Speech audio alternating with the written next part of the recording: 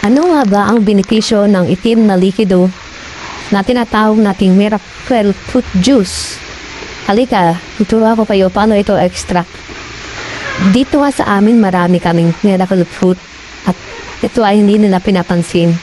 Ngunit ngayong araw kukuha tayo ng isa para ating buksan at ating extract ang juice. So pagbubukas ka ng miracle fruit, kailangan nyo ng itak, nagari or kutsilyo. Ang gamit ko dyan nga pala ay carved knife. Ang hirap, nahihirapan niya ako dyan kasi sobrang tigas ng kanyang balat. Yan o, buong palibot na dapat siyang i-carve para ma-extract mo yung kanyang flesh. Ito nga pala yung loob niya o. Para siyang kalabasa na puti. Tawag pala dyan sa English ay calabash. Ito yung ginagamit din sa ibang bansa. Sa pagtanggal ng kanyang laman, i-scrape nila yan. Ito ginamit ko lang ay sandok para mas malaki. Diyan nga ay marami kayo makukuha. Ito ay pala yung malambot, maputi, at medyo maitim. Pagka ganyan, ay na siya. Kapag na-extract yung madami na. Ang marami pa ng benepisyo itong calabash.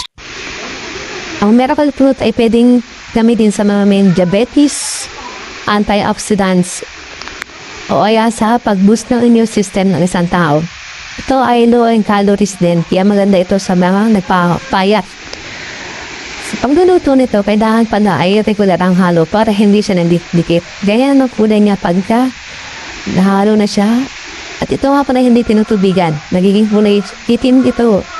At kusa ito nagtutubig. Kaya wag nyo itong nalagyan ng tubig. Kasi yung juice na ay para maging puro. At wag nyo pababayaan na hindi hahaluin kasi kailangan siya laging hinahalo. Kulay itim nga pala ito. Tingnan nyo. Kulay itim na malambot. Ang amoy pala nito ay parang gamot. At ang lasa nito ay mapait-pait na maasin. Magandang benepisyo sa katawan. Kaya huwag nyo ikatapon ng mga nyo. May apple fruit sa bahay. Hindi gawin natin juice. Ciao!